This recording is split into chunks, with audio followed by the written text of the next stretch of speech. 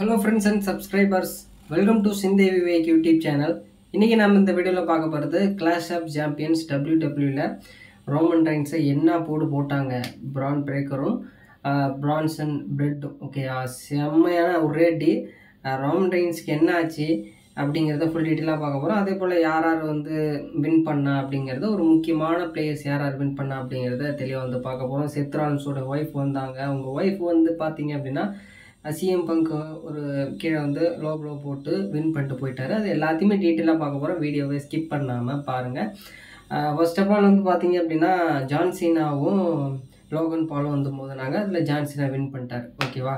அதுக்கப்புறம் நடந்த மேட்சஸில் வந்து பார்க்கும்பொழுது Jey Uso CM Punk La Knight and Seth Rollins மோதினாங்க ஃபேட்டல் 4-வே WWE சாம்பியன்ஷிப்புக்கு. அதில் ஜெயிச்சது வந்து பார்த்தீங்க அப்படின்னா செத்ரான்ஸ் தான். அது ஃப்ராட் பண்ணி தான் வந்து ஜெயிச்சார். அவங்க ஒய்ஃப் வந்து பார்த்தீங்க அப்படின்னா லோ போட்டு ஜெயிக்க வச்சுருப்பாங்க. அதனால் செத்ராலின்ஸு திருப்பியும் வந்து அந்த டைட்டில் வந்து ரிட்டைன் பண்ணி வச்சுக்கிறாரு. ஓகே. ரோமன் ரைன்ஸுக்கும் பிரான்சன் ரைட்டுக்கும் வந்து நோடிச்சு. ஓகே. அந்த மேட்ச்சில் வந்து பார்த்தீங்கன்னா ஜெயிச்சது ரோமன் ரைன்ஸ் தான். ரோமன் ரைன்ஸ் ஜெயிச்ச அப்புறம் பால் ஹெய்மனுக்கு அவருடைய புடியை போடுவார்.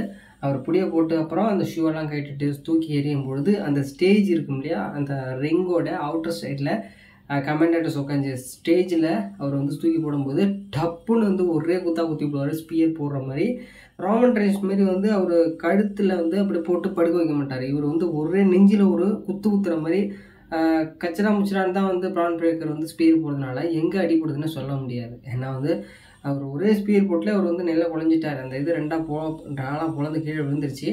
அதுக்கப்புறம் வந்து பார்த்தீங்க அப்படின்னா உள்ளே போய் திருப்பி வெளியில் போயிட்டாங்க. எல்லாரும் போன அப்புறம் திருப்பி வந்து பிரான் பிரேக்கர் என்ன சொல்லாரு, இன்னொரு ஸ்பியர் போகிறாரு. அதில் இன்னும் நில குழஞ்சி போகிறாரு. இன்னும் பிரான்சன் ரேட்டு அவர் உடம்பு வச்சுக்கிட்டு திருப்பி ரிங்கு உள்ளே கொண்டு போய் மறுபடியும் அவர் ஸ்டைலில் வந்து மேலேருந்து விழும்போது அவருடைய இதயம் மார்பு புதிய ரொம்ப நல்ல அடி. அவரால் அந்த தும்மும் பொழுதே அப்படி இருந்தது.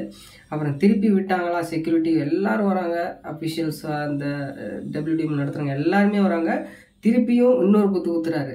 இதில் தான் இன்னொருத்தவர் இவர் ஜெய் வந்து அவர் என்ன செய்கிறாரு, வந்து அடிக்க போகிறேன்னு சொல்லி அவர் 2-3 அடி அடிச்சுட்டு வெளில அனுப்பினார் பிரான் பிரேக்கரையும் பிரான்சன் ரெட்டியும். திருப்பி வந்து பிரான்சன் ரெட்டு வந்து பார்த்திங்கன்னா அது அடி வாங்கிட்டு நிற்கிறாரு. இவர் வந்து ஒரே ஸ்பியர் அவர் அடிக்க அப்படியே அந்த வேகத்தில் வந்து ஸ்பியர் போடும்போது இந்த தலை வந்து அவருடைய வயிற்றில் அடிக்கிறதுனால வெளி ஓவராயிரும். அதனால் வந்து ஒரு 2-3 நிமிஷத்துக்கு ஒன்றுமே தெரியாது அவ்வளோ சீக்கிரம். அவருக்கு ஒரு ஸ்பியர் போட்டு அவர் 2-3 அடி சாத்துன்னு சாத்திட்டு அந்த ஸ்டேரில் வச்சு கொண்டு போவாங்க இல்லையா, அந்த அதுலலாம் வச்சு திருப்பி மேலேருந்து வச்சு ரொம்ப அன்கான்ஷியஸாக ஆகிட்டாரு. அதோடைய ஏதாவது அப்டேட் இருந்தால் நான் உங்களுக்கு வந்து தெளிவாக வந்து நெக்ஸ்ட் வீடியோவில் வந்து போடுறேன். இதே போல் நிறைய WWE இருக்கட்டும், விளையாட்டாக இருக்கட்டும், அரசியலாக இருக்கட்டும், எல்லா நியூஸஸும் வந்து நம்ம டெய்லி வந்து அப்டேட்டாக வந்து வீடியோ போடுவோம். வீடியோ பிடிச்சா லைக் பண்ணு. உங்களுடைய கமெண்ட்டு திருப்பி வந்து பிராக் லெஸ்னர் நிறைய பேர் உங்களுடைய ரசிகர் யார் அப்படிங்கிறத தெளிவுபடுத்தி கீழே வந்து கமெண்ட் பண்ணுங்கள்.